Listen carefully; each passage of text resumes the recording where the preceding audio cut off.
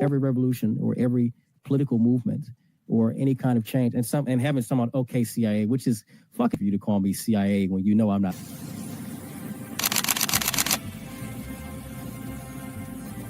Everything was politicized. It was, oh, this is when we became the left versus the right. But both sides are trash. In COVID,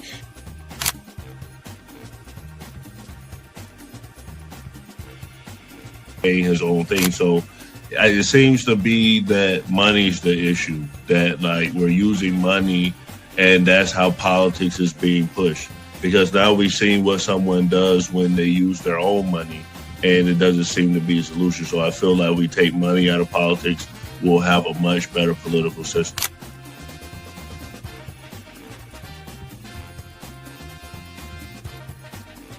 Politician, you think they're gonna come out and tell me the truth? They was lying to my mama. They ain't gonna never tell us.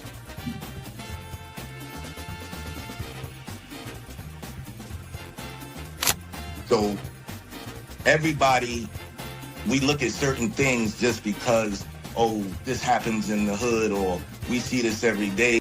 All the way up. These people were speaking truth. King, we could talk X, we could talk it all.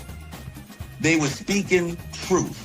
What's going on in anyone's mind, but let's take it as a given that Gray's argument is true, that the argument to not have ID is that it would be discriminatory versus certain socioeconomic brackets or something. It's like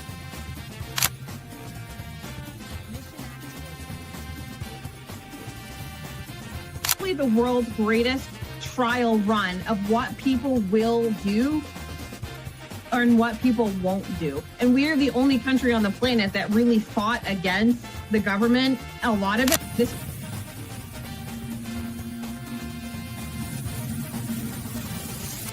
because you focus on 80-20 issues. I'm looking at the Epstein issue as we have 80% of the information we need to prosecute these people that actually did anything, but you're focusing on the 20% trying to take down Donald Trump, which you're never going to get. So I'm going to keep sitting here with a smug-ass face on every single day. I'll explain. Good question. I'll give you the answer. The Republican Party constantly talks about transgenders and transgender surgery to minors.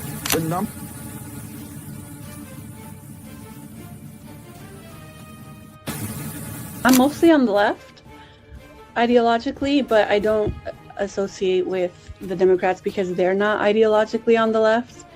The Democrats are clowns, and they're also losers.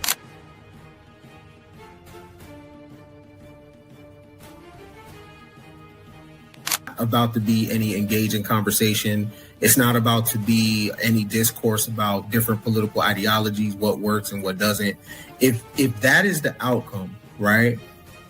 For example, I'm not going to go and just put myself in the middle of a KKK rally. Verify me. I'm not a fucking Fed. They always do this. I'll say this, right? And they did the same thing to Nick. We've seen the video. They'll call people who are genuine and authentic Feds. Because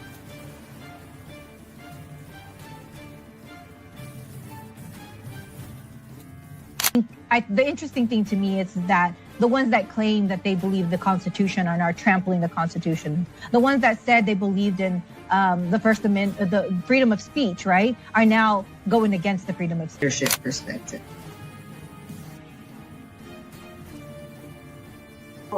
Y'all have no plan. They'll never talk about nothing positive about the Democrat Party. Everything is just anti-Trump. They're not willing to have a conversation. They call us fascists. We willing to have a conversation. Charlie Kirk's willing to have a conversation. Thank you all for being here. Late last night and early this morning, I was very bored. And I thought to myself, Donnie boy, how cool would it be to steal a president? I have always wanted to steal a president. Everybody said it couldn't be done. And so I called up Pete, our very amazing war secretary. And I said, Petey, how would you like to blow up Venezuela? And he said, yes, sir. I would love nothing more than to blow up some narco trash.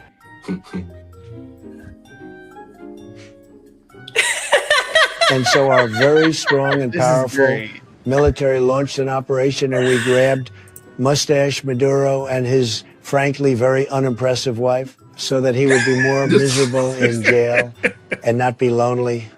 And we're going to put them on trial. We are shipping them to New York, as a little present to Kami Mamdani so he can see how we treat communists in America. No other military anywhere could have accomplished what we did. Just like when we obliterated the nuclear sites in Iran with Operation Midnight Hammer, and we really dropped the hammer on them. In the dead of night, we dropped some bombs and disabled the defenses. You know, the only bombs that Sleepy Joe dropped were in his pants, okay? It was not good. It was an embarrassment, frankly. But that's not how we do things anymore. Now, Venezuela doesn't have a leader, okay? So now I am the president of Venezuela also. I have always wanted to take over another country. So this is very exciting for me. And we're going to run it until such time that we can do a safe and proper transfer of power. And until then, we're going to send our very large oil companies in, because there is a lot of oil infrastructure there that we built and was stolen from us like we were babies. And we're going to do something with that. Now, does anybody have any questions for me? Disclaimer. Yes, please. The views and opinions expressed on this panel show are those of the individual speakers and do not necessarily reflect the views or positions of this channel, its affiliates, sponsors, or production team. This content is intended for informational and entertainment purposes only. Viewer discretion is advised. We encourage respectful dialogue and critical thinking around the topics discussed. Party. Why I like the new party? Number one, it's a group of people that's on a panel. We all have differences, but we all basically still come together at the end of the day. The new party for me is about unity. The new party for me is about educating people to the truth, letting people know what's been going on in our country. With that being said, shout out to the new party, man. We're going to keep it going with y'all.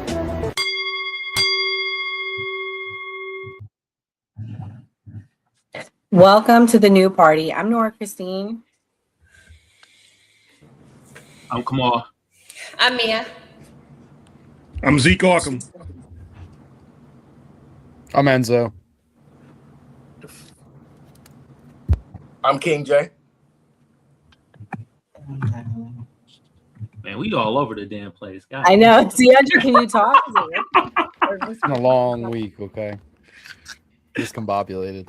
What do you mean? It's Tuesday. How's it been a Exactly. long week? It's been a long week. I don't know. I can hear y'all now. Okay. Okay. Nope. All right. I don't know what's going on. This Okay. is Rippy Unfiltered. Oh, okay. Well, woo! I think it's been a long week. It's been a long 6 days. Start of the new year. We got Zeke Arkham in the building. Come on, sound effects. This is Hold on. Where they at? There we go. Zeke, thank you for coming to the new party. Let everybody know about your platform and where they can find you. What's up? So I'm actually on X. I get in trouble every day on X over at Zeke Arkham, ZeekArkham. I'm also on Instagram making videos, doing video commentary, same handle. I'm also on TikTok at Real Zeke Arkham because someone else took my name.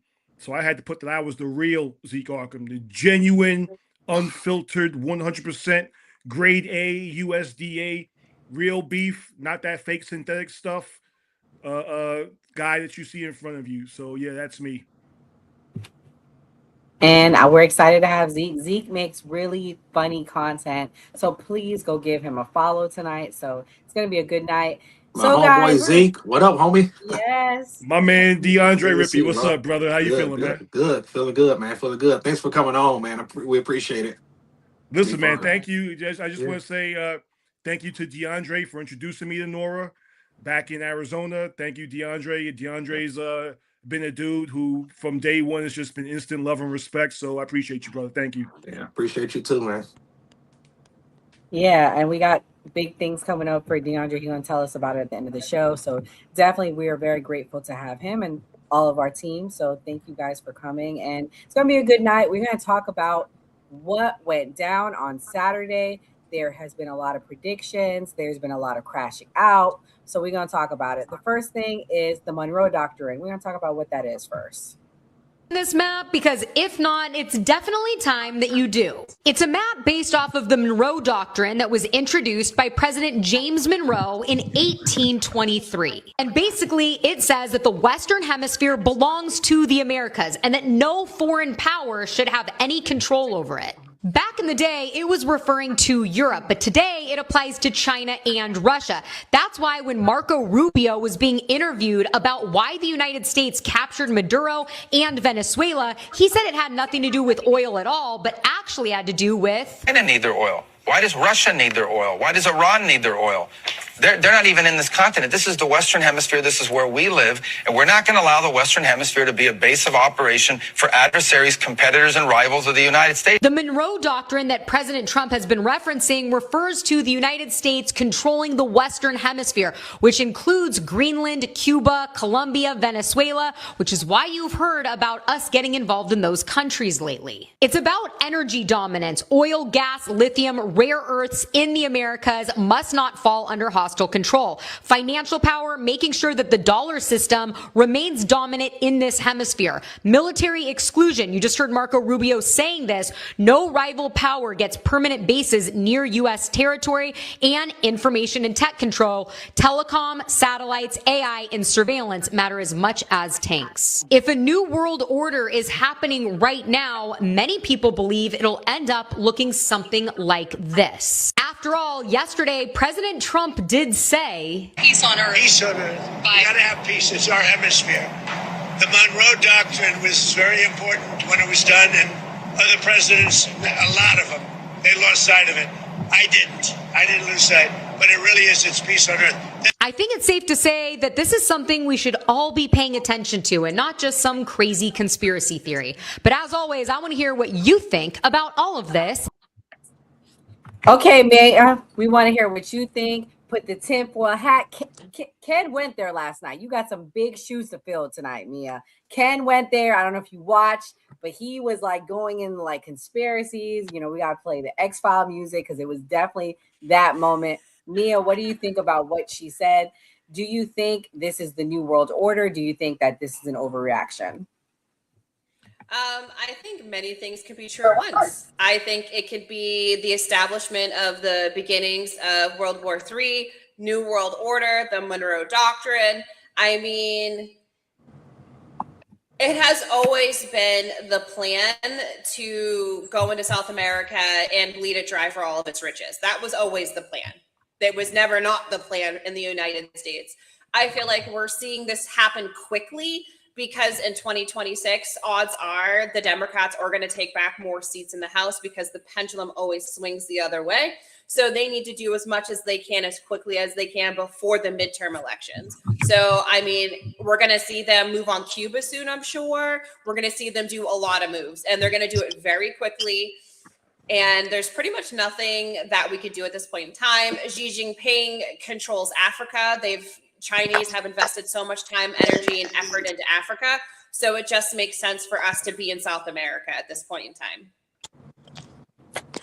Yeah, I mean, I can tell you my family's Jamaican. They also control Jamaica. They were zeroing in on America. And I believe that's why Trump did what he did. Zeke, what do you think? I think you and Ricky are probably the most MAGA on the panel. Do you think this is great? What's your thoughts? I think it's a great move. I actually liked when Trump did it and went into Venezuela.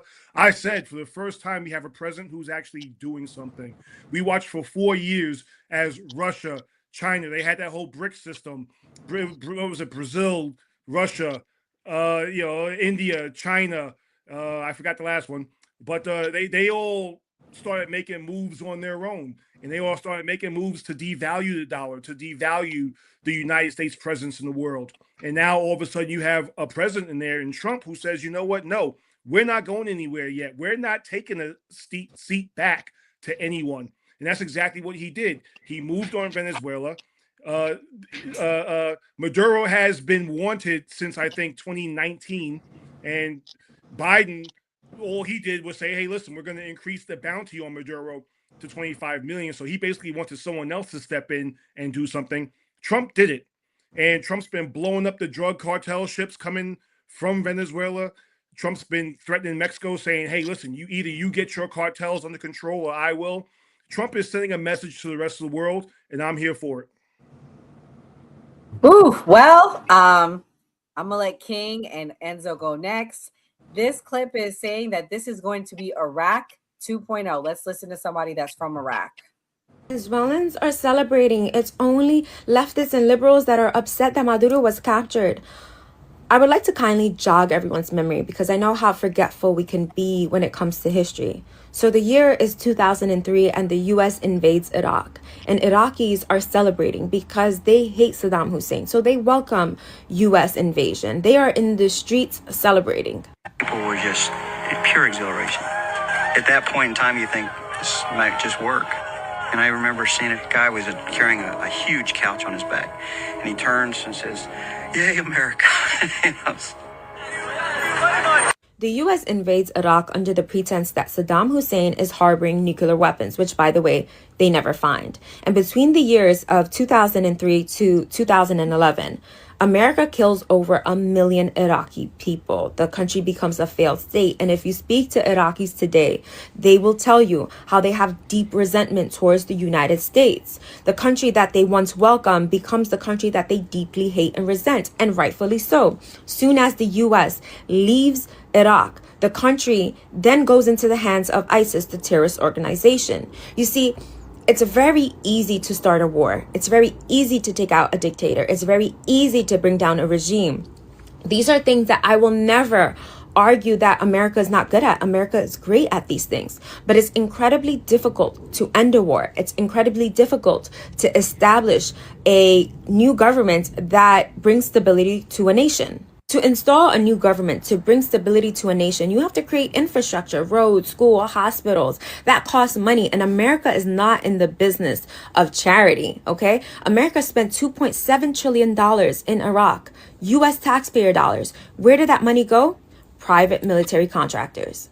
So when people are like, Venezuelans are celebrating, why can't you just be happy for them? My response isn't, oh, I must be wrong. My response is, I have seen this before. I don't just remember history. I lived through this history. And you can't say that we as Americans don't get to have an opinion on what happens in Venezuela when it's going to be our tax dollars that goes into creating violence and instability in Venezuela. Just like that $2.7 trillion that went to creating instability in Iraq was US taxpayer dollars. The last thing I want to say is that despite being critical of many different governments, I do not ever call for regime change in Iran, China, Saudi Arabia, Cuba, etc. Because I don't have to deal with the consequences of what that would look like. That would be the total collapse of a system. Do you understand what I mean?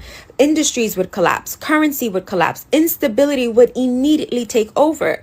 I don't know how people feel so comfortable talking about regime change, even if— Okay, so where'd he go? Oh well, okay, I'm gonna go to Enzo next because King, I'm sure, has a lot to say. Enzo, what's your thoughts? Is this Iraq 2.0? No. During the liberal crash outs all weekend. No, I think it's absolutely insane to try to compare Venezuela to Iraq. Right. Exactly. Just the atmosphere of the people are completely two different things. I'm looking at this as more or less, if I'm going to compare it to any other conflict or any other time we went into a country, I'm going to compare it to Panama. The same type of situation. We went in there in 90. We pretty much invaded and occupied Panama for X amount of time, took out Maduro, or not Maduro, I'm fucking Noriega. I'm sorry, I'm getting them mixed up. That and look what happened with Panama. Panama was better off in the end after that, in my opinion, from looking at it that way. Like they said in the video, the only people that are crashing out about this are the liberals, are the Democrats, are the people that have never experienced socialism or an authoritarian regime in their entire life, which are the same group at the beginning of the year were screaming, no kings, Trump's a dictator, but free the dictator, free the authoritarian, free the socialist. It's literally, it doesn't matter what Trump does at this point. They're going to find something to bitch about. Right. He could go arrest Putin right now, and they will say free Putin. Right. They will be at the courthouse free Putin all day long.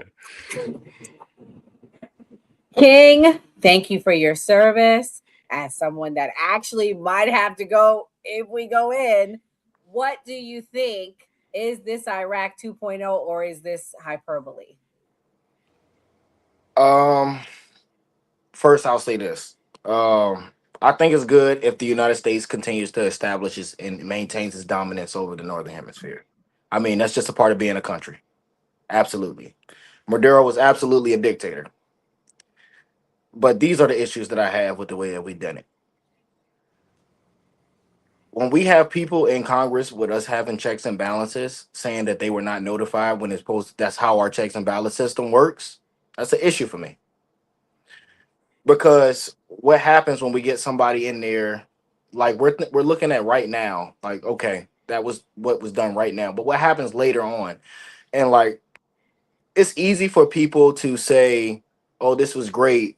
But what happens later on when we have a president that does the same thing and they wage or do or send troops somewhere the people doesn't necessarily agree with? That's not your daughters. That's not your sons that you're sending out. Again, I've said this many times on this platform, on my platform. Anybody that wages war or advocates for war or advocates for sending troops anywhere, if you don't have skin in the game, then you absolutely should not be advocating for it. If you can't be affected by it, you should not be advocating for it. You shouldn't be saying, yeah, you shouldn't be doing it because you can't be affected by those choices. And I just don't think that we should have done it the way that we did it. I would have been a lot more happier if Congress would have been notified. I would have been a lot more satisfied if this was like a team effort. And I just don't like the idea of our president or any country sending somebody in or sending in the military and snatching somebody in the dead middle of the night. And I absolutely think that this may end up being like Iraq 2.0 on steroids. The people are happy. I'm happy that they're happy, but sometimes it's better to deal with the devils that you know rather than the devils that you don't know, because they don't know what they just unleashed on their country. America did not come in there for free. We never go somewhere and we leave. I mean, that's everywhere everywhere we go, we leave a footprint there. So this is going to definitely have consequences. What would the consequences look? Nobody on this panel would know. Nobody will know until we get to that point. Hopefully the people don't become radicalized. Hopefully they won't suffer the same fate as the Iraqi people, but we won't know until later on. Kamal, you're the most apolitical on the panel. Do you think this is going to be Iraq 2.0? And what do you think? I can't wait to hear what you say. Man, I'm gonna be honest with all y'all on the panel. I kind of don't give a rat's ass about this shit. Is this gonna bring the oil price down? That's all I give a fuck about. Yes, potentially, more than likely. Hey, King, I'm with you about the war shit and not sending people to war, but damn it, if it get my gas price to $3, I don't know, man. I don't know, shit. I'm just saying though, but to be honest though, I kind of didn't really pay attention to this story. I kind of don't give a rat's ass about this. I kind of care more about Tim Walz saying that, you know what, we about to get into that later anyway. I care more about that story than this, to be honest. I'll let you go first on that one. I'll keep that in mind. This is another perspective about the Iraq 2.0, and I'm gonna let Rippy get in there. Let's hear what this guy had to say. So I didn't plan on this being a two-part video, but there's so much that needs to be said. And this part right here is really important because I don't think a lot of people understand this part. We're just going to wrap this whole video up in a nice little bow by explaining why this is happening right now, why I believe this is happening right now. Many of you may not have known this or may not have been paying attention, but during the Christmas holiday, Epstein files were released. People want to say there was the same ones. It wasn't. Oh my fucking God, the Epstein files. It never they were all redacted. Oh, it never ends. Somebody got smart and realized that our government is absolutely retarded and made it so that you could actually copy and paste the redactions into another document and see what was redacted. Oh, look at this pesky redaction. Let's just get rid of that. That is insane. This is what happens when you fire government. And sure enough, guess who came out in a lot of those redactions? That's right. It was revealed that Trump and a lot of these people are in fact in the files. And there's some pretty horrific things in there. And then coincidentally, the next day, people realized that a lot of those files that were there the night before were now not there. And it was speculated that they were working overtime to delete those files during the Christmas holiday while everybody was not paying attention. So what do I think happened? What I think happened is Israel released some of that blackmail and said, this is what you're going to do, or there's going to be more. Remember, they were saying, oh, we found 1 million plus more. That was the threat to these people that are in those files. And the blackmail ring continues to control and puppeteer all of these world leaders, including, yes, our administration. And they keep making these moves on behalf of Israel, not on behalf of America. This is not an America first move. This is a move for Israel. That's why Bibi Netanyahu continues to say that Trump is the best friend that Israel has ever had. I've said, and I'm going to repeat it again, because it's so true. President Trump is the greatest friend that Israel has ever had in the White House. Donald Trump is the greatest friend that the state of Israel has ever had in the White House. You are the greatest friend Israel has ever had in the White House. I have to say that I never had a friend, even close, a friend, as President Trump in the White House. We've never had a friend like President Trump in the White House. It's not even close. And have you seen Trump's demeanor when he says that? Donald Trump is the greatest friend that the state of Israel has ever had in the White House.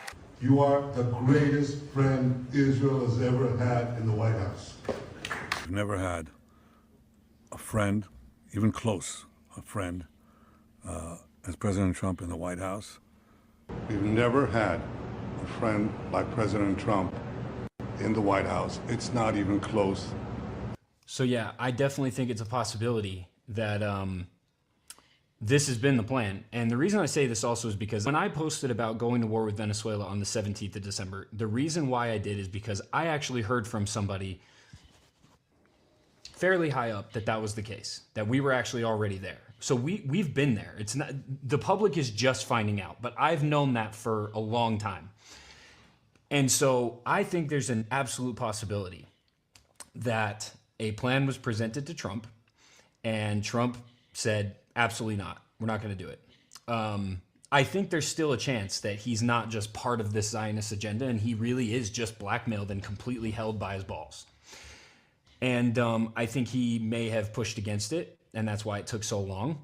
And as he was pushing against it, and as he was saying, and as he was refusing to bow down again and be the greatest friend to Israel in the White House, Israel decided to leak some of those files and decided to show them what they had and say, if we can show this to the public, imagine what else we have on you. Because the reality is all of those files came out, but then weirdly enough, it's like everything just went away. It's like people just stopped talking about it. The influencers that were posting about it stopped. The media outlets that were posting about it stopped. It's almost like it was leaked just enough to like scare somebody. And then as he made the decision, okay. All right. Rippy.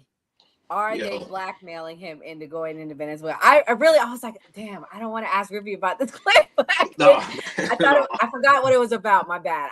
No, it's all cool. I'll dial it back. Everybody know how I feel about the whole Israel thing. I know. That's why I was like, oh man, I wasn't trying to set him up. I was like, I was saving the Rothschild one for Mia.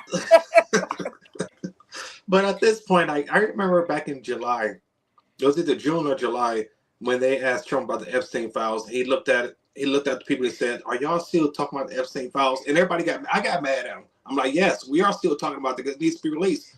At this point, I'm like, I don't even care anymore, man. I'm so sick of that. All this garbage. Like, it's every single time they bring it up runs to a fucking brick wall. Nothing ever comes out of it. It's all just complete destruction. Maybe Trump has something on Bibi Netanyahu. Maybe he has something on Israel, because I think everybody in this call know how they can be. This is all in the art of the deal and in the art of war. Like everything that we're seeing, I think Trump is really. I don't want to give him that much credit, but I do see him in sync with the art of the deal and the art of war here. Yeah, Trump is very intelligent. Yeah. But the other argument, the other reactions I was hearing, guys, was Trump said no new wars. I'm about to play this clip and then let Mia go next. Kidnaps Nicolas Maduro bombs Venezuela, and the people who voted for Trump because they believed that he was going to end regime change wars and regime change efforts like this one are celebrating this clear and egregious violation of international law. Y'all know Tim Tool, the devil's favorite fool, Pool, had to give his opinion, saying that the U.S. economy is about to boom, tons of free oil heading our way. But in 2019, ladies and gentlemen, he put ending regime change wars as one of his top 3 issues. And this is while Trump was still in power. Then you got this dumb bastard, Matt Walsh, who might hold the record for the worst opinions on X, saying that he's a reflexive non-interventionist, but then in the same post admits that he believes that America should just run the whole hemisphere and that we should be able to conquer whatever quote-unquote dictator we so choose. Bruh. So basically you're not interventionist until it's time to be interventionalist. Like I said, record setter for the worst opinions on X. Then you have Tulsi Gabbard, perhaps the greatest disappointment. Just 2 months ago, talking about how in times recent past, the US was known for toppling governments, regime change, spending millions and millions of dollars on failed regime change efforts. Bro, going as far back as 2019 while Tulsi was running for president herself, she said the United States needs to stay out of Venezuela. And we all know nothing has changed since 2019 up until this point. For decades, our foreign policy has been trapped in a counterproductive and endless cycle of regime change or nation building.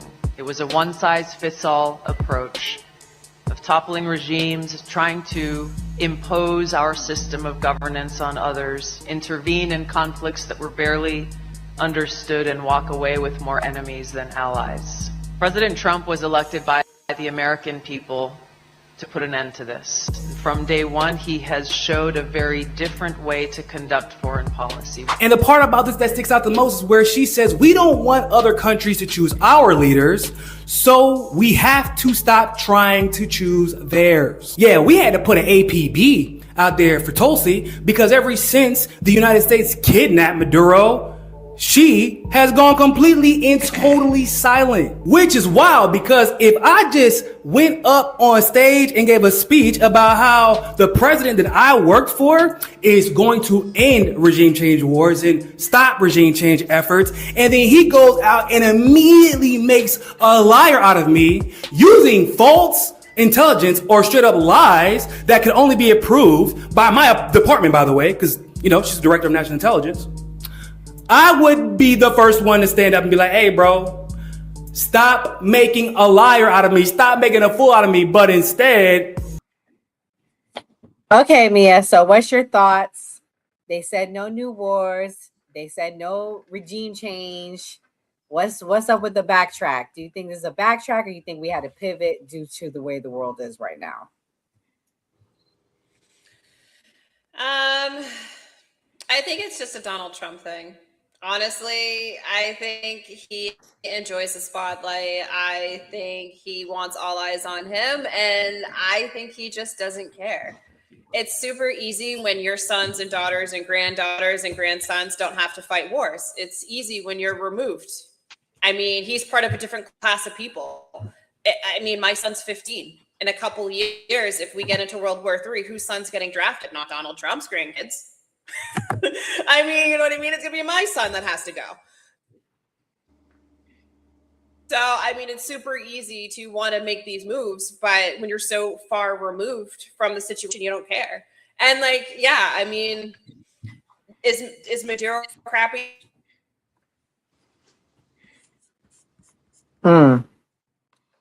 Zeke, what's your thoughts? Why did we?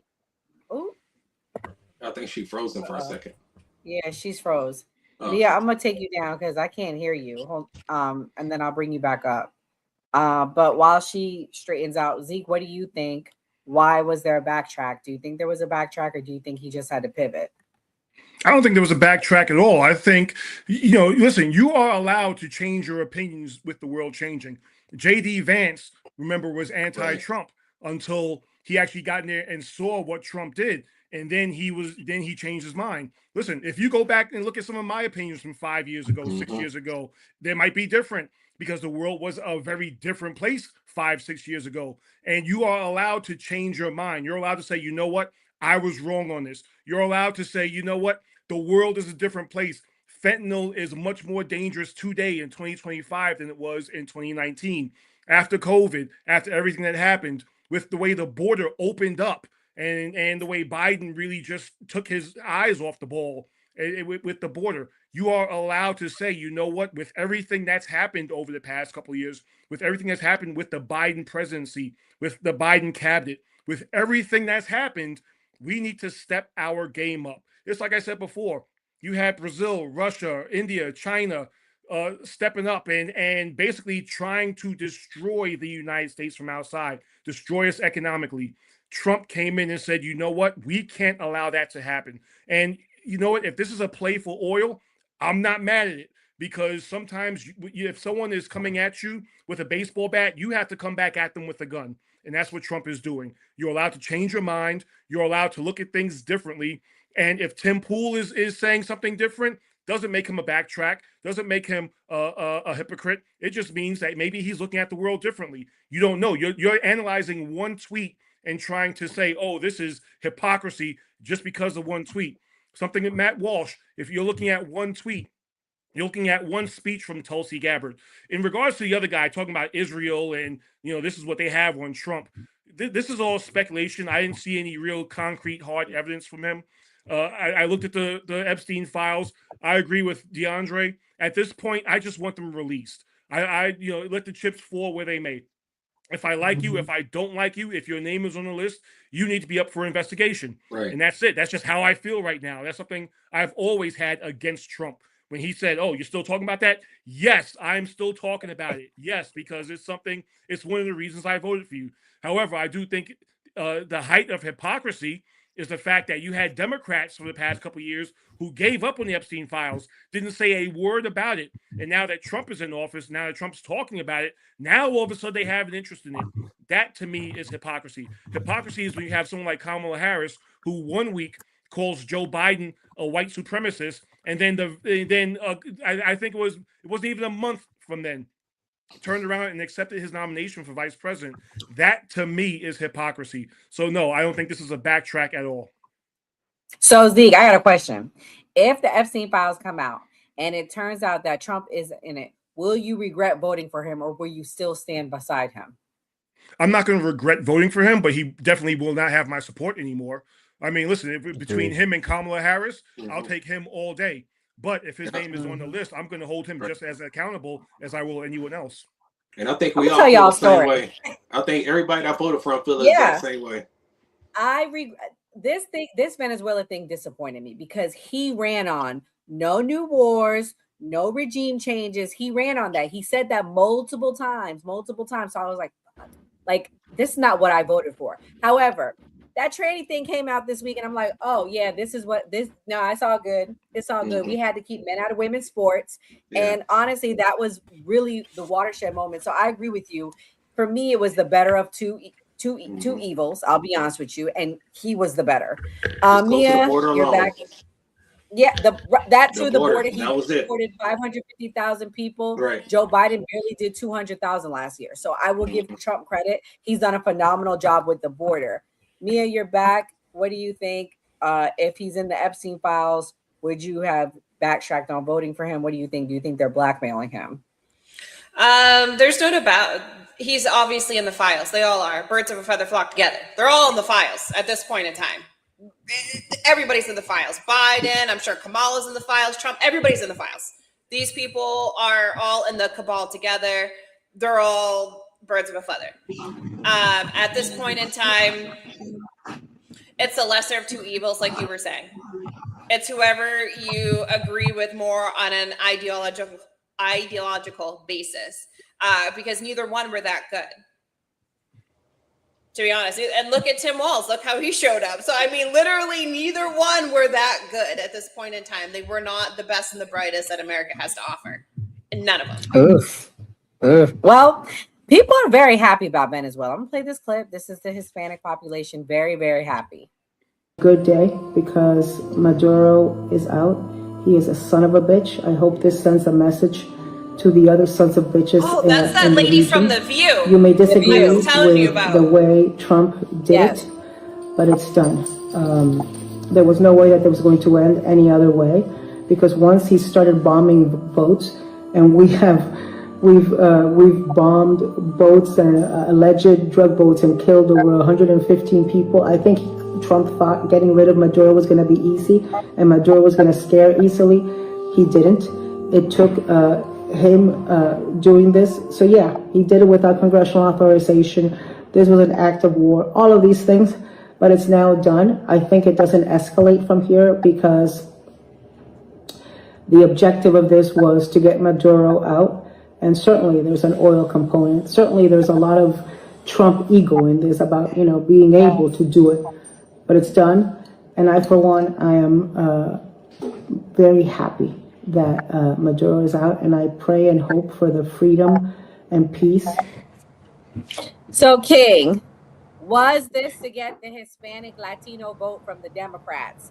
She's a very strong leftist. She's part of The View. She's one of the people that were like anti-Trump, and now they're celebrating. I have personal friends that had on the fence about Trump. Oh, he left. Kamal, I'm gonna ask you that question. Do you think this was a way to get the Hispanic vote? Shit, it might have been, but I feel like just from the Democrats to the Republicans, everybody just playing the game, man. They just getting in where they fucking fit in at this point. You feel me? That's just how I see it. You know what I mean? And you do have the right to change your mind once you get certain information, but at sometimes it be looking like, all right, y'all don't really change your mind. Y'all more about just worry about your pocketbooks. That's how I be seeing it. So, all right, King, you good?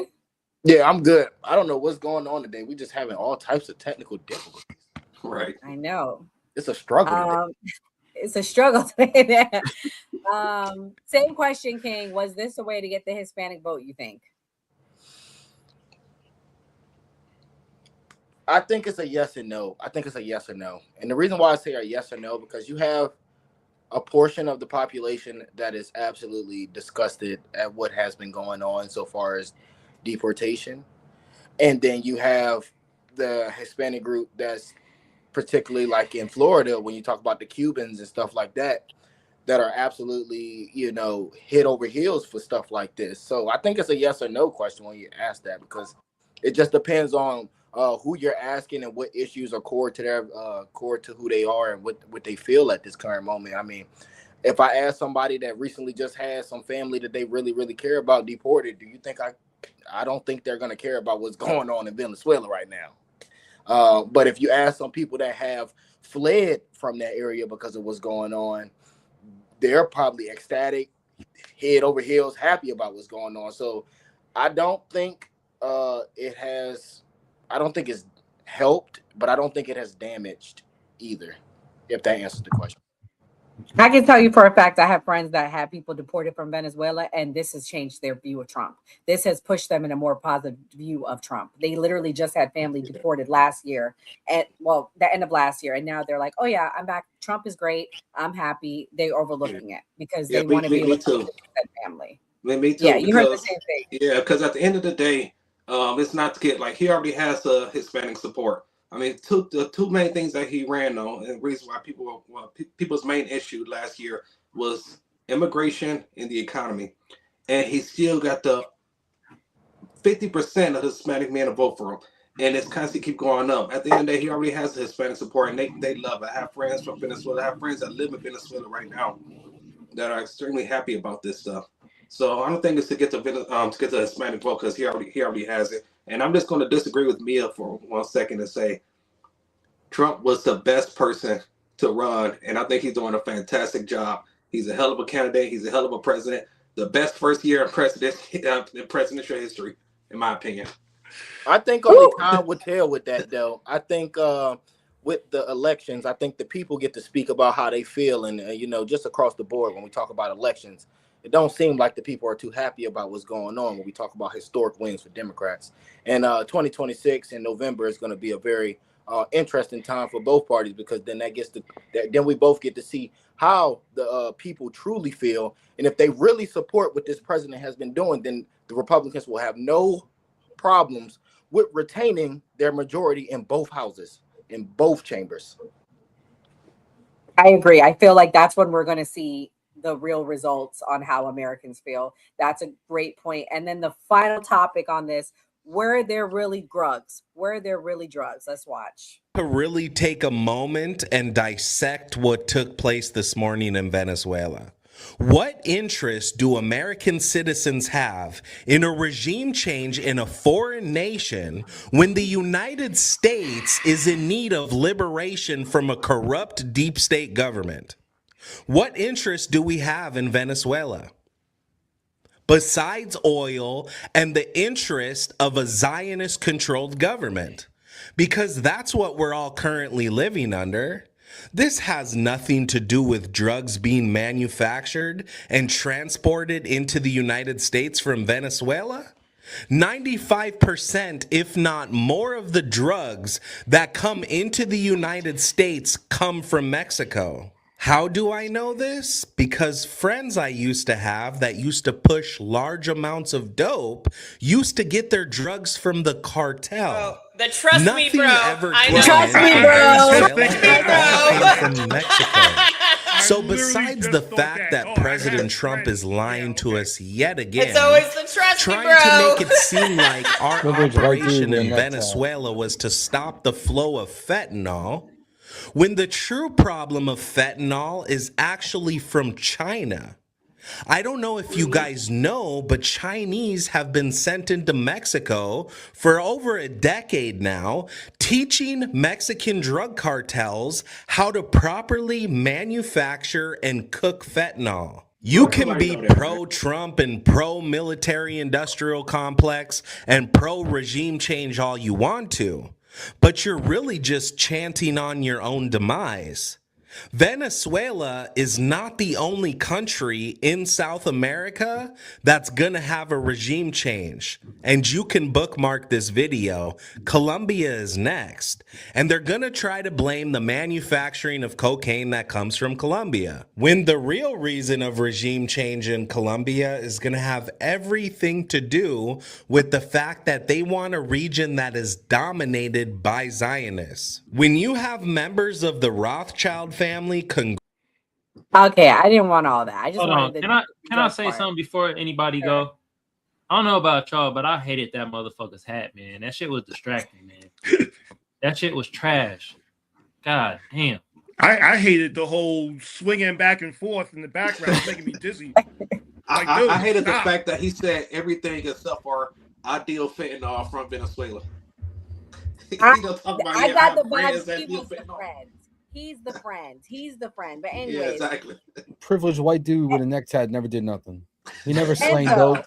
He probably bought from a dude who slang dope and said that's his boy. Right. Right. And so this was the #1 topic on that show we had that day when we replayed the show. Got really good numbers. We had people calling in. Are there drugs coming from Venezuela? Or are they coming from Mexico? That's what you and Skeptic got into it about that day. Listen, there are drugs that are coming from Venezuela. It's not the majority of it. The most of it does come from Mexico. There's no dispute in that. The biggest thing with this is that everybody keeps missing, right? It's about oil and drugs, oil and drugs, oil and drugs. What about everything else that the United States did on Saturday? Taking out what was the one island there that Hezbollah was using for training? Showing that Chinese and Russian SAM sites and their equipment that they had there that is state of the art doesn't fucking work. Literally playing the proverbial dick on the table and saying, America is back, come fuck with us. Taking pretty much half of the world's reserve in oil, crippling China as well as Russia, because China wants to invade Taiwan by 2027. They're building their navy up. How are they going to do that? And how are they going to challenge America if they're not getting the oil from Venezuela? Not relying on OPEC anymore, because we have the oil reserves. We can dictate the price. We're not at the mercy of them like we were under Joe Biden, where they just raised the prices when they wanted to, when they stopped production when they wanted to. There's so many more factors that go into this. Yes, it is literally crippling other countries' ways to support Iran, China, as well as Russia without directly going to war with them. If you want to look at it this way, that's how I've been doing it. Look at it this way: this is pretty much the Cold War 2.0, where we're fighting communism by doing soft war and little proxy wars around the world without going to direct conflict with these countries, bringing them to their knees. So yes, they started it by going in after the drugs, and that was the pretext to start everything. And now that I've been looking into it more, talking to more people about what's going on and looking into the reports, this all makes sense. And I don't disagree with any of it. I don't. I want to cripple China and I want to cripple Russia as much as we can without going to a direct war with them, because I've been saying it for months. I've been saying it for years. We go to war with China. We go to war with Russia. That's World War III. That is annihilation. You might as well just off yourself before it even starts, because no one's going to survive that. Oh my God, this is worse than last night with Ken. Jesus. Anyways, I'm just playing. Ricky, what do you think? Do you agree? Can it be? Are we going to go after Mexico next? Because it seems like a lot of the drugs are coming from there. Who you asking? You. Oh, no, I don't think we're gonna go after man. And the thing is, I don't think it was all about drugs. I mean, that was a small portion of it, but they had everything to do with, foreign adversaries setting up shop in the Western Hemisphere, and then they wanted to get all the oil, like Russia and China, just like Enzo was saying. When he used that Cold War analogy, I thought that was so on point. I'm gonna use that because that's like perfect for it. So I don't think it's Mexico. I don't think it's all drugs. It has everything to do with Russia and China setting up shop over here in the Western Hemisphere, and we can't have that. Which is true. That's a good point. Yeah. I disagree. I think what is going on in Venezuela has been a promise that the American oil companies made them a long, long time ago. If you look into the history of Venezuela, when ExxonMobil was down there before Chavez completely took over it, he had signed in laws that nationalized the oil and kicked out the American oil companies. And the American oil companies, when they were having meetings with Chavez, they told him that they would be back down there. And this is just them returning that promise. They found a puppet that is going to deliver on what they wanted. And Trump, being the bully that he is, they came back and they're coming to get their stuff. I mean, shit. Again, I just don't. Me as a Black American, I will never support the exploitation of a group of people for the benefit of myself, because I know how it feels to be in a group that was exploited. So, I just think it's. So who do you think is being exploited? The Venezuelans? I think the Venezuelans will later on will be exploited. America does not do anything for free. When we get down there and the oil companies get the divvying stuff up, I promise you that America will profit more than the Venezuelan people. But I'm going to tell you what Venezuelans said, because I had that same conversation with several Venezuelans when we went out to dinner Saturday night celebrating. I said that to them, and their response was, we don't care. We're being exploited now by Russia and China. Somebody's going to do it. And we were being, we have a dictator at the same time. So they were, at least we rather get 10 cents than 2 cents on the dollar. Because my question would have been for them. My question for it, nothing really has changed for the Venezuelan people. I mean, to be honest, not yet. I don't think it's gonna change. The same people are still in power. The people that Maduro has handpicked are still controlling the levees, the power. The matter of fact, the motorcycle group, or I don't even know the name of them, they was out literally grabbing people up off the streets and shooting up stuff. Like nothing has really changed. The leader is not there, but the people that he has handpicked and put in places of power, they're not going to change. That's why he picked them. Yeah, you're right about that. Most people don't realize that, but go ahead. So my question is, what did they gain? Because that's not going to change. What did America gain? America gained control over the oil. We're getting ready to exploit it. We're getting ready to exploit them. What is that going to look like in the future for this group of people? when America now needs to gain access to these resources as quickly as possible?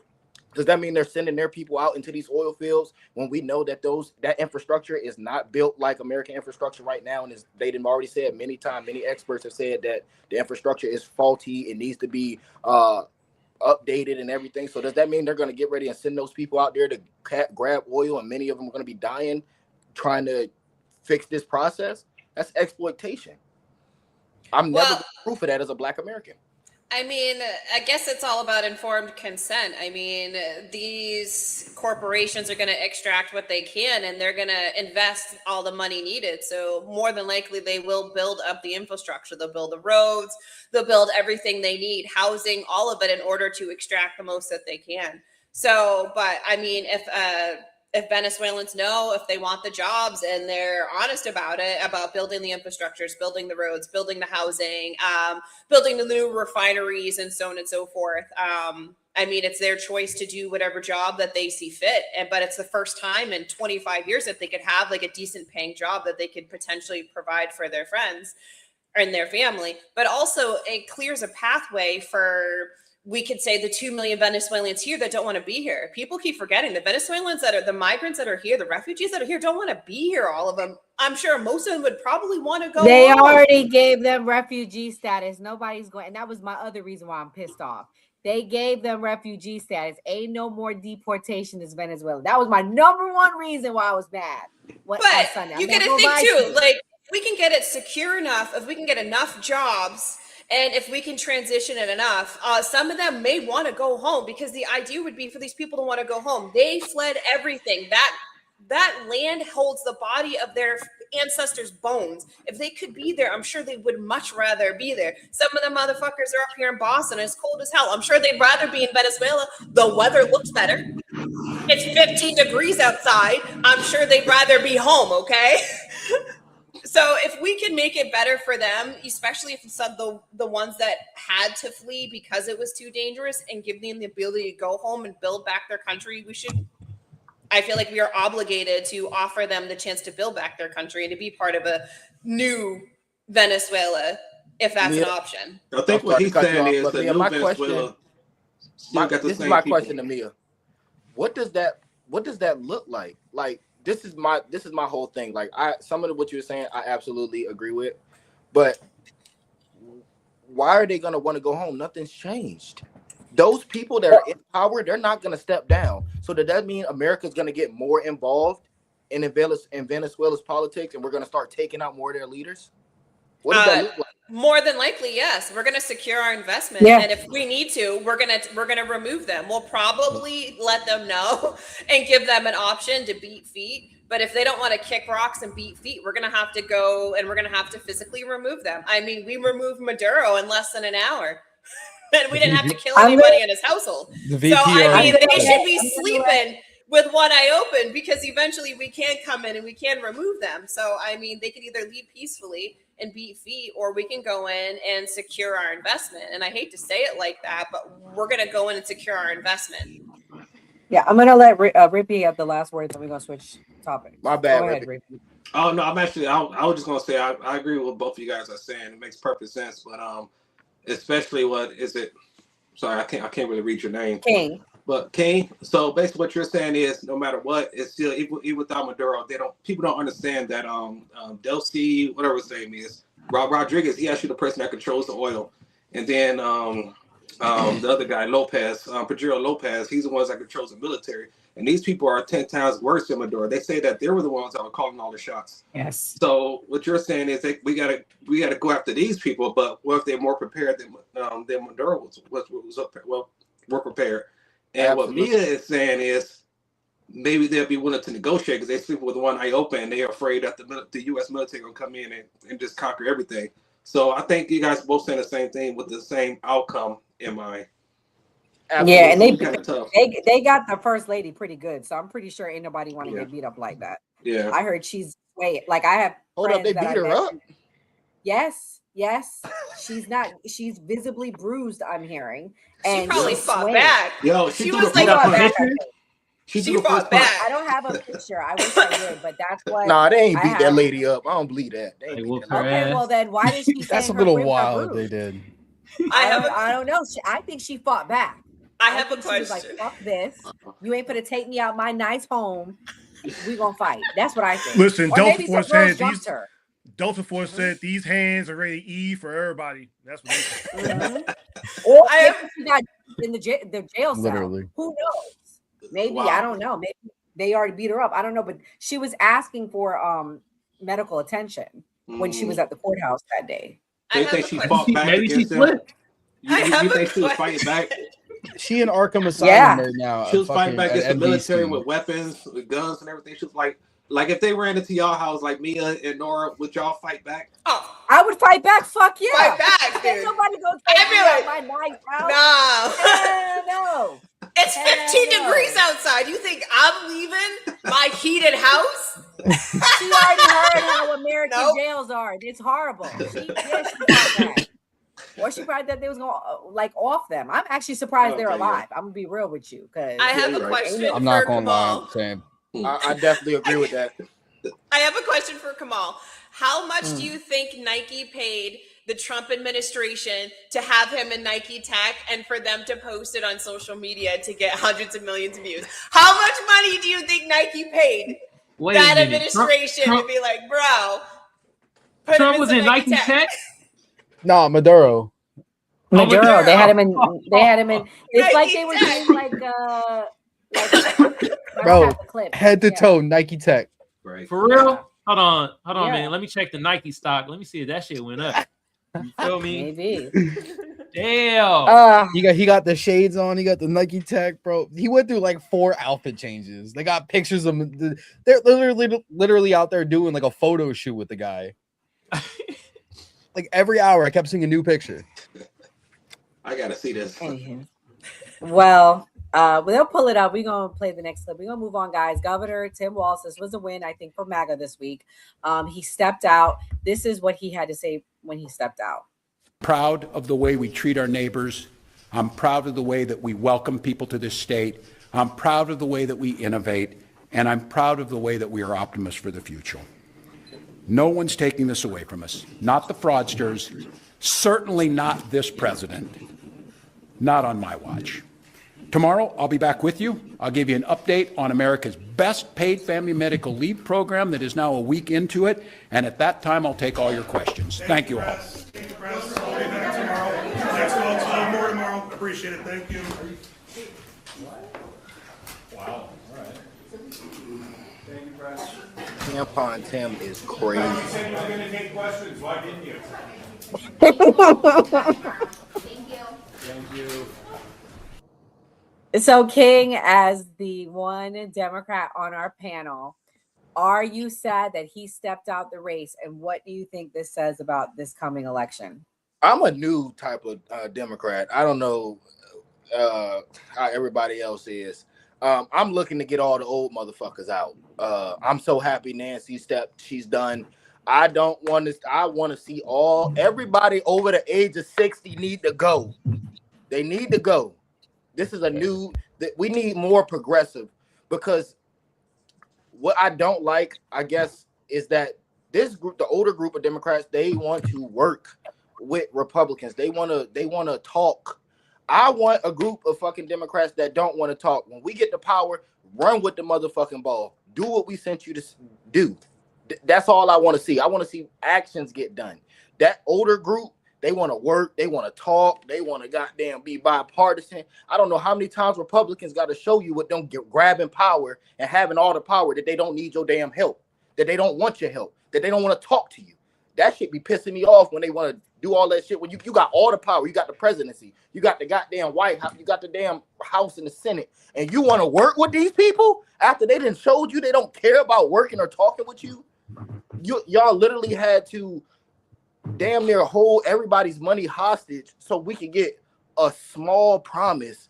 They would not hold. They would not give up. Like, this older group needs to go straight up. So I'm happy. He need to get his old ass out of there, and let's put some motherfucking 30s in there. Somebody that's 30, somebody 35 or something that's more progressive. I'm sick of the old motherfuckers. Kamal, you said this is the one topic you're excited to talk about. Do you share the same sentiments as King? Were you happy to see Timmy go? I know you've been fired up about the Somalis. Yeah, I got to reiterate, I'm apolitical. Second of all, King, man, don't let Roland Martin hear that shit, bro. He gonna be on your ass about that.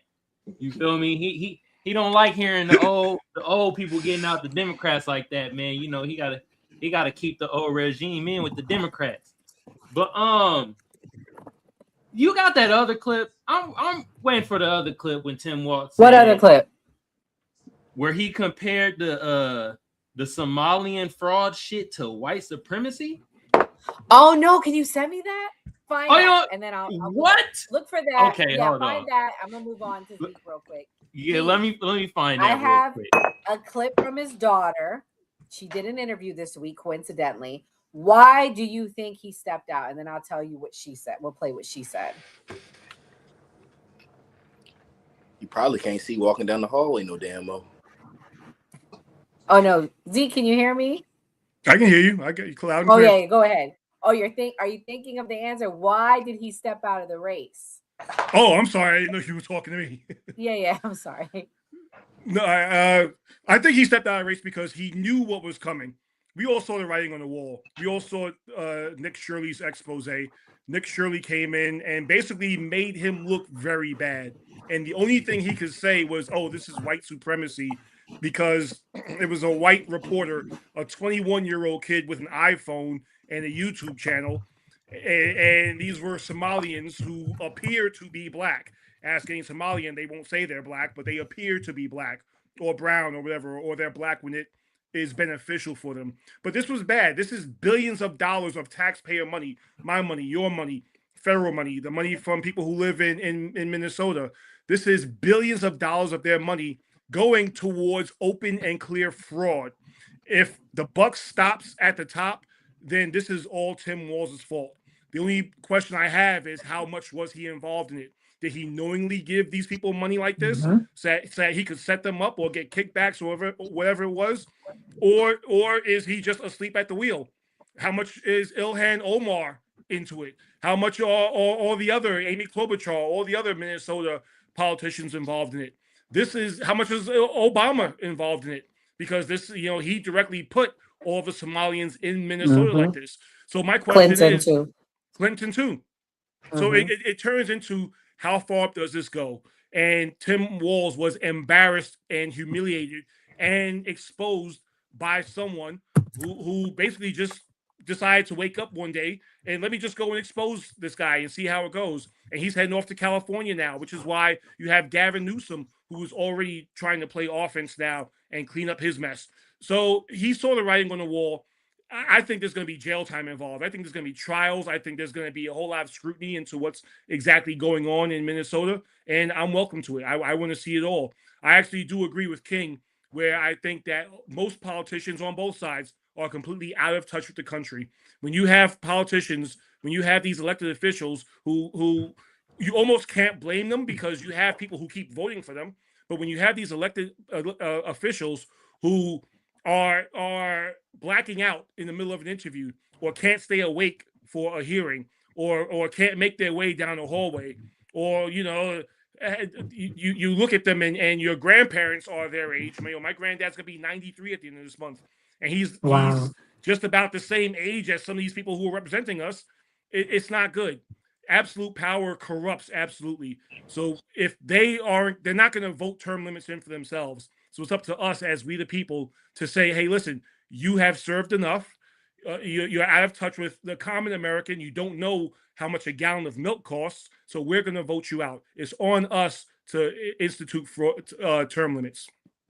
I agree. Clarifying question. The money that this was during COVID, right? Was this all during COVID? The money that was stolen from the Somalians, or was it a mixture of both? It's been it was a mixture. It's a mixture. Yeah, and also just so you guys know, they have audits where they went to the daycare with children there. So my question is, this is bigger than the Somalis. This has to do like on a higher level, because how were they passing the audits? Because I looked and I read the audits myself. But I'm gonna play Kamal's clip. Oh, but to your point, they are not Arab. I don't even know what they are. They're like Indo something, because my father is like, I don't know why you guys understand, like, allow these people to scam you. Everybody knows Somalis are scammers. Side note. Let me play this. Generalize people. We shouldn't This generalize. is what happens when your own No, we're going government to wages war generalize. They're against you. scammers. This is what happens when they target communities for their own benefit. This is what happens when they scapegoat. And this is what happens when they no longer hide the idea of white supremacy. When you hear the Vice President of the United States talk about now white people won't have to apologize for being white. That's never happened once in my whole damn life. And I think everybody in this room knows what they're doing. So we're here today to say enough of this. We're here today to stand that Minnesota will protect their neighbors. So absolutely. Okay, You don't Kamal. have to apologize for being white in this country. You got all the power. Kamal, should we not generalize them? What do you, I mean, I'm just 90% of Somalis, and this is fact. I argued with someone. I'm like, no, you're wrong. 90% are on welfare. I'm not making that up. That's a fucking fact. You can go look it up. I'm sorry. It's true. So, Kamal, should we generalize them? What do you think? Yeah. Generalizations is the way of the world, and I do be generalizing them big head motherfuckers. How you got all that cranium and can't get away with the scam? Have some kids in that motherfucker. Have your own kids in there. Shit. Like, you know, but let's get on Tim Walz. First of all, this is shit I be talking about. Stop using our Black American plight to pass y'all fucking agenda. Okay? First of all, a lot of them Somalians, like Zeke said, don't even consider themselves Black. All right? I have anecdotal stories of that. I got social media stories of that. Okay? They don't consider themselves Black at all. Unless a crime is happening. Then they like, yeah, we all Black. Like Ian Omar did. I'm tired of that shit, y'all. And Tim Walz, don't use that white supremacy shit now. Nah, F all that. Nah. Because of Somalians and a couple of your cronies got caught up with fraud and shit. And let me say allegedly, you feel me? I don't want y'all to get Tasha Cade and shit, you know? But did y'all hear there's another judge? White lady, by the way, is trying to pass a law now that you can't go into daycares and get in the records and shit like that. Did y'all hear about that? Wouldn't I surprise didn't hear me. about that, but I saw the guy who said that they directly broke into his daycare and stole all the records. They Didn't stole touch all the a records, single the other kids' thing. records. Didn't touch a single other thing Yeah, in the okay, daycare. right. Just stole the records. Yeah. Just the records? Yeah. I I heard they left $10,000 in cash and just sold the records. Well, my thing is, if we're gonna hold everybody to the standards and we're gonna start investigating, I think we should start investigating everybody. Because I know a lot of white folks that did a lot of fraud for COVID. A lot of fraud. Already been Motherfuckers talking about investigated they for got farms and shit that and you living in the middle of the damn city. Where the hell the farm at? But King, they got arrested. There's people in jail. Nah, for it's that still shit. people. I know people right now that still living at large. I know, but a lot of them did get caught though. Like, this is the thing, King. I made a video and I made fun. I said this Somali derangement syndrome, because some content creators, not you, Z, you didn't do this, and not you, Rippy, but every goddamn video they made was about the Somalis. And so to me, that seems like a psyop. That seems like a psychological manipulation. They're being told to put this out. So I agree with you, King. I don't like it either. I don't want to just focus on the Somalis, because I want to focus on the people higher up. And the pressure that Rippy, Zeke, other MAGA creators put is why I think Walz stepped out. If they didn't put that pressure on him, he would have remained in the race. I want his ass to go on anyway. He's too damn old. When you can't walk down the hallway by yourself, you need to go. There's more to Tim Walz. This is just the beginning of it.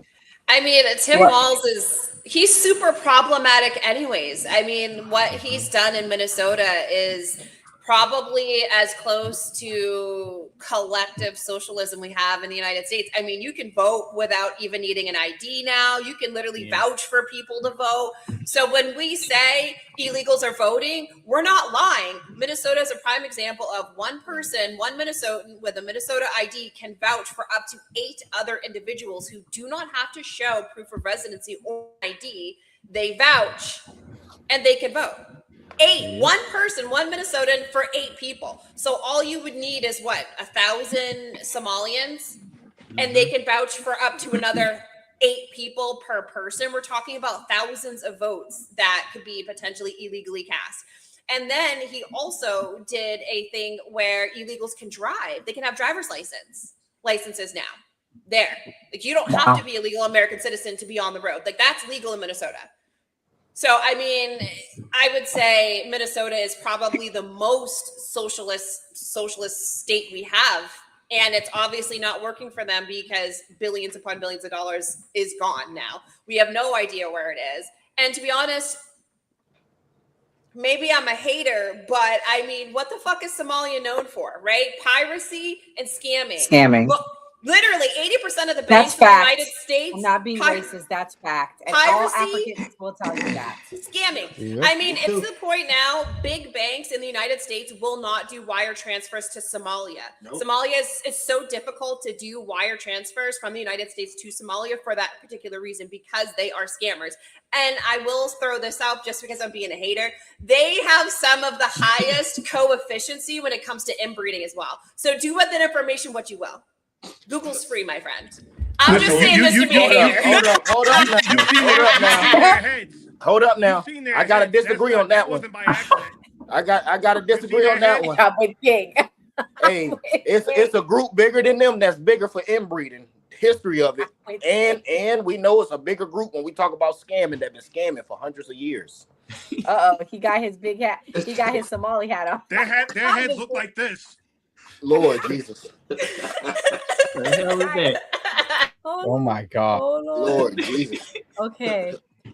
All right. This was Tim Walz's daughter, though. This is why she said she dropped out. And then I'm going to let Enzo talk because Enzo's been so quiet tonight. Here we go. It's been an interesting time. We are. We've been talking about talking for a while. Yes. We booked it, and then your dad just announced That's his he's not daughter? running again like hours ago. Yes, hours ago. I assume it wasn't as much of a surprise for you as it was for me. She looks different, right? Well, I wasn't She even looked home normal. for the holidays. She It's a looked just busy like him season with at long work, hair. But Weird. we were kind of talking about it over the holidays, and just in the past little bit, that's the conclusion that he came to, my family came to.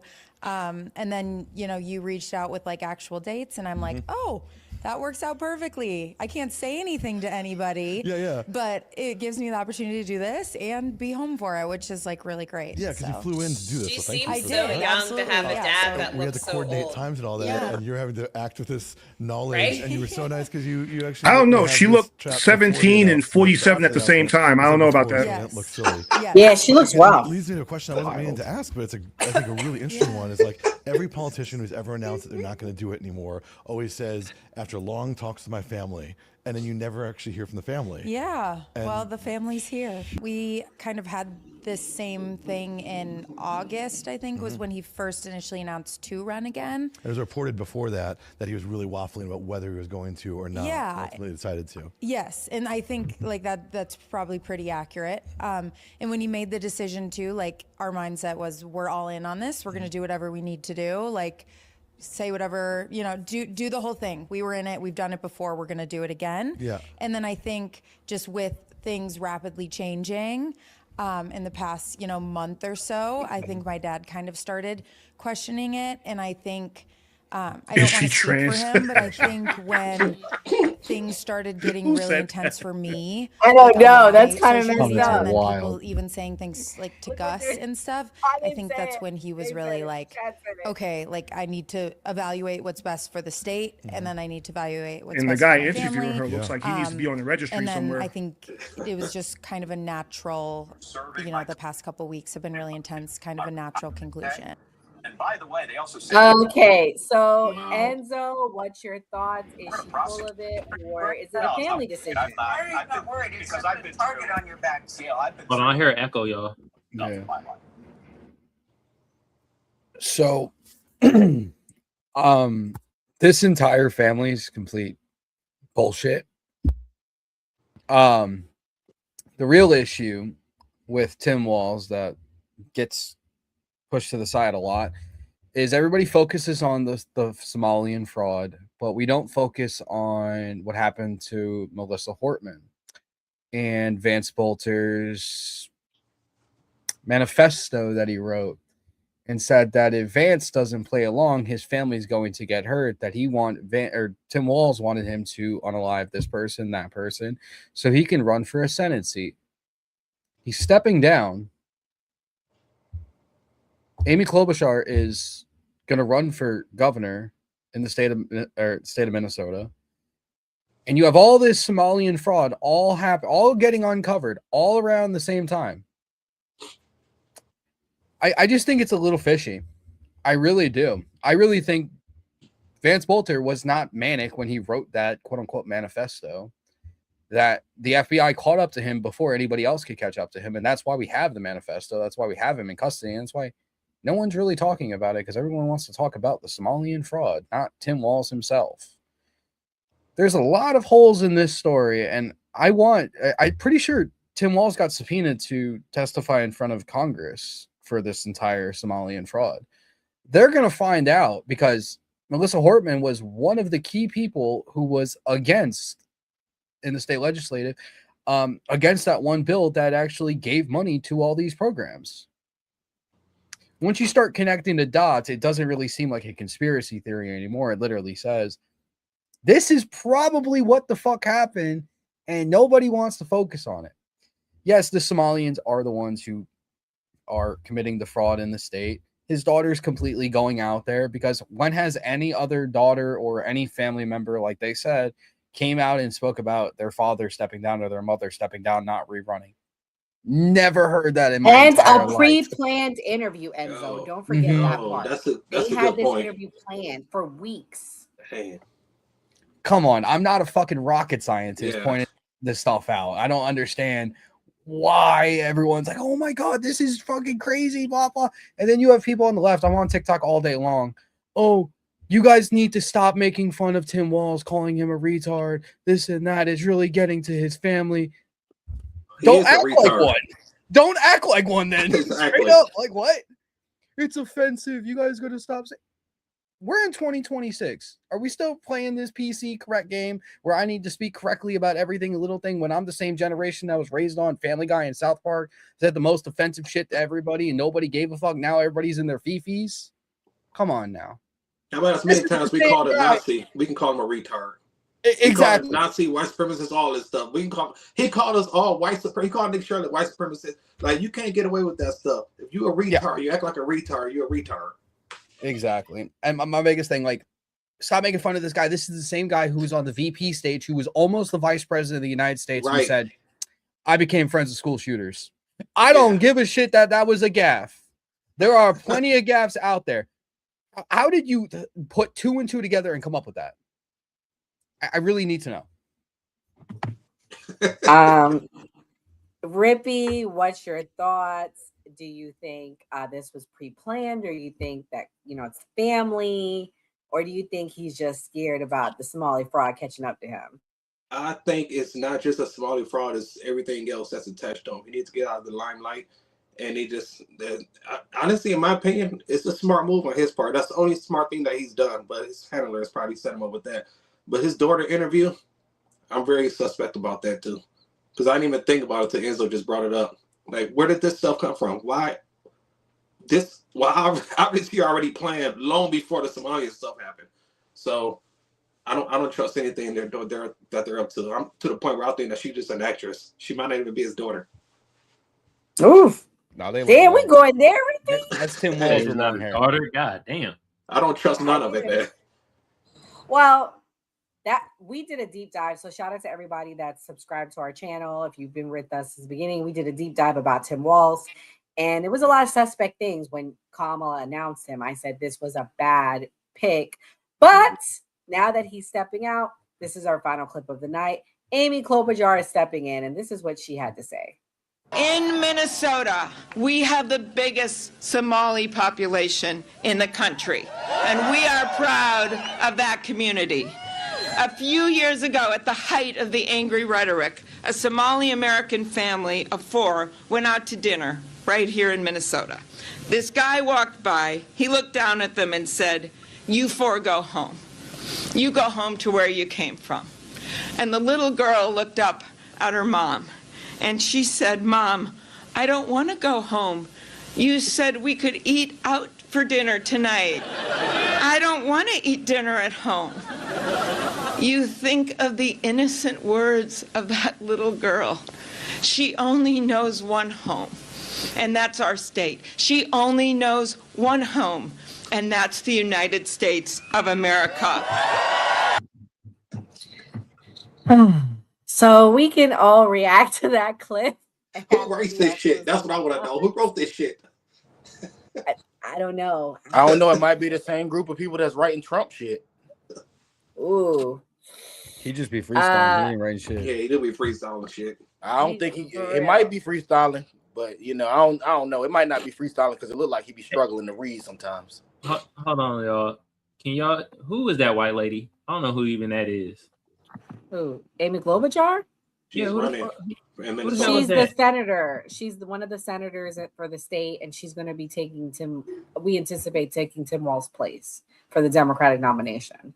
She got 3 more years, and she's going to be too damn old, too. Yeah. Yeah. And so, Zeke, as our guest, thank you so much for coming. What did you think of the new party, and what's your closing thoughts? Are you muted, bro? Muted. There you go. You should be good now. Oh yeah, you muted me. Thanks for having me. Because there was like a kickback or something. Sorry. Yeah. Oh well, happens. Like I said, thanks for having me. Thanks for having me on this panel. I definitely appreciate the respectful and informed and educated opinions going back and forth. I like speaking with people who don't share my point of view necessarily, because it just I don't believe anyone should be in an echo chamber. I think we should all be able to allow others to speak and allow ourselves to just be indoctrinated, except for Mia from Boston, just because I'm a New Yorker and we got the whole New York-Boston rivalry going on. So okay, New York in the house. Big Philly over here. Listen, go Eagles. I'm a big Eagles fan. So there you go. But, go Eagles. Yes. But again, just thanks for having me. I really do appreciate this, and hopefully you have me on again. I like this. I look forward to it. Thank you, Zeke. We appreciate you for coming. Everybody go follow Zeke. I really appreciate Rippy for making that connection. So thank you again for coming. Mia, what's your closing thoughts? Again, this has been another great episode. Thank you to our guests for coming here and hanging out with us and tolerating us. We are definitely a funny bunch. And I will say we are going to see a lot of changes happening very rapidly. And most of these are probably going to come within the next 6 months to guarantee that Trump administration is going to be able to do all the things they want to do. They're going to do everything before the midterms. So you're going to have to come back and follow us and subscribe, because we'll be going over this Monday through Thursday. Yes, that was good closing thoughts, Mia. King, thank you for coming last minute as always and holding it down. What's your closing thoughts? As always, it is good to see everybody. I know I am not as active as I used to be, but we're gearing up to, as I said last show, put my foot on these motherfuckers' necks. Exactly what I came to do. But it was a great show. Quite frankly, this was actually one of my favorite episodes. Before we get to judging people or generalizing, I will say this is my last closing statement, is that anybody that's in a marginalized group, we should think twice before generalizing people. I understand that there is like this stigma towards that group of people because there are high numbers, and statistics show that that's something that's happening major in that community. But don't just look at somebody that may look Somalian and think that they're a fraudster. And it would be very hypercritical of me as a Black American to support something like that. Great show. King, whatever happened when you went away, I like this new King. I like this new King. That's that new educated brain. I graduate with my bachelor's this spring, and then I'm heading into my master's this summer. So that's that education coming out of me. I'm proud That's of you. fine. I'll hate for you. I'll hate for you. Don't you worry. I got you, boo. I got you. You just give me a little wink and I'll hate for you. We'll do the jokes for you. Enzo, what's your closing thoughts? So my closing thoughts were, this was a good episode. See, as we went over a bunch of topics tonight, from Venezuela to Tim Walz, there's a lot more than just a story. And I think everybody should go read into all these things to find the real reasons why, instead of just seeing a headline saying, oh, it's Somalian fraud, or it's just drugs and oil. No, you guys need to look into things more. That's what a lot of people do. And that's what I've been doing recently, is looking into all these things. And I don't believe what the headlines are saying.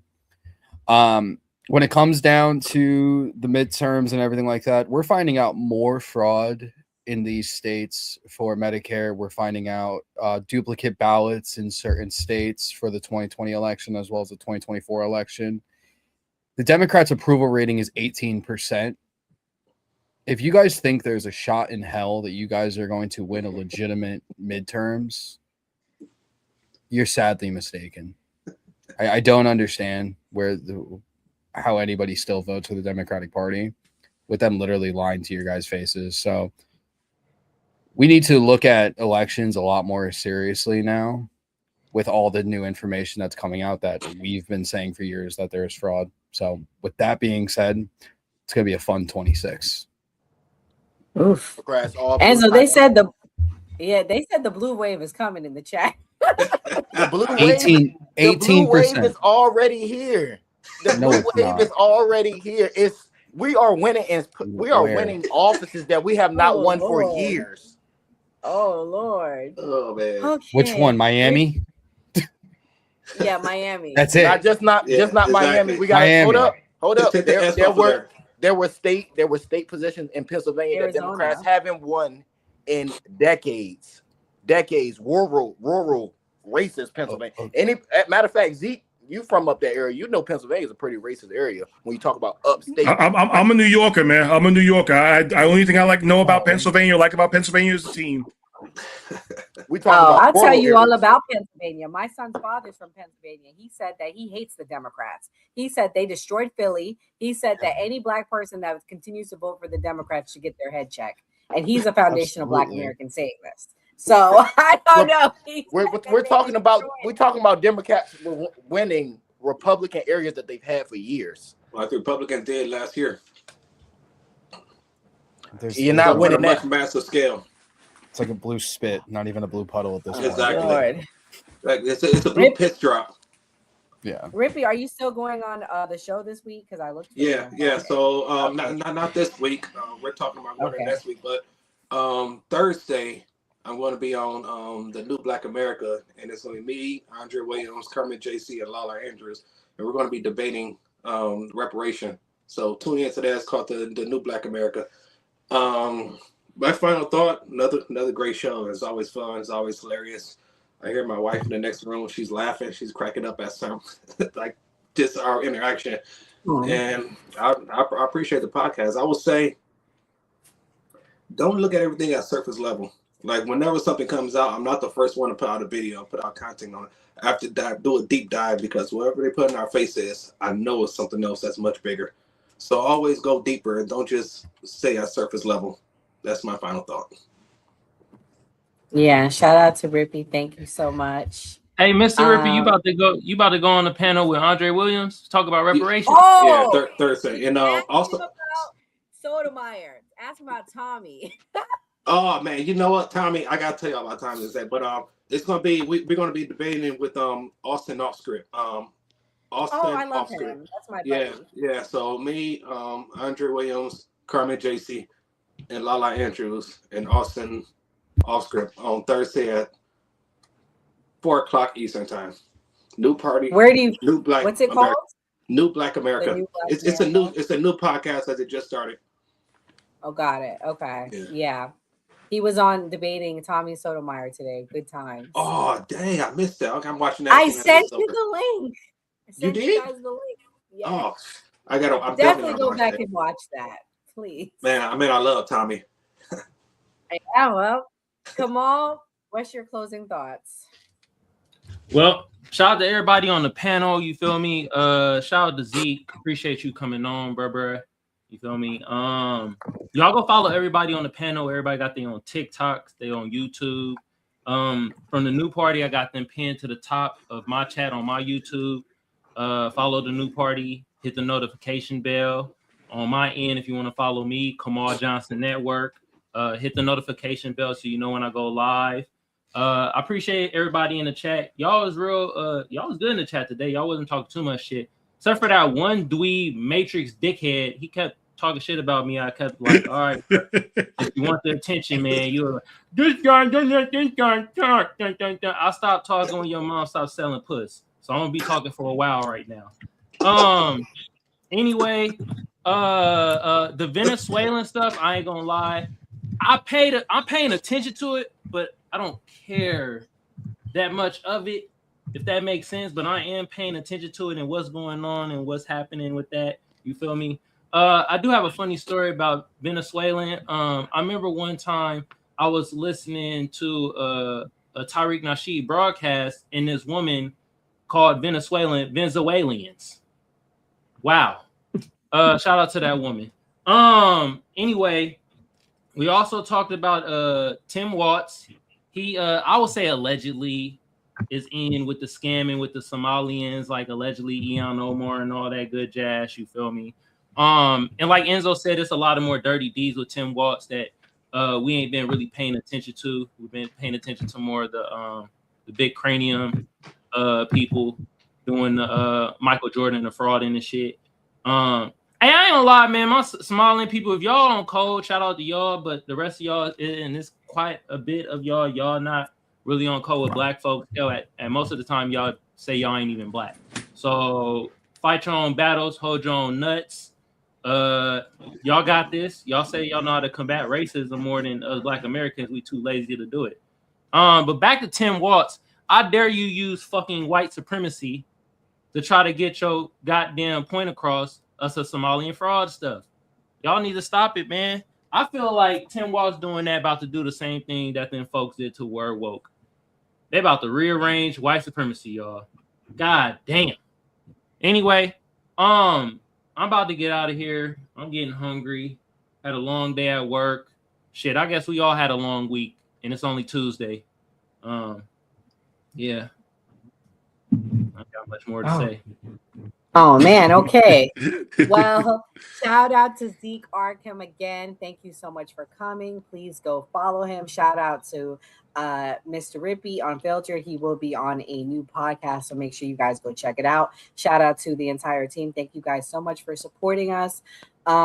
We will be starting up our lunchtime show, so be on the lookout for that. And I'll be starting up a morning news show, so be on the lookout for that as well.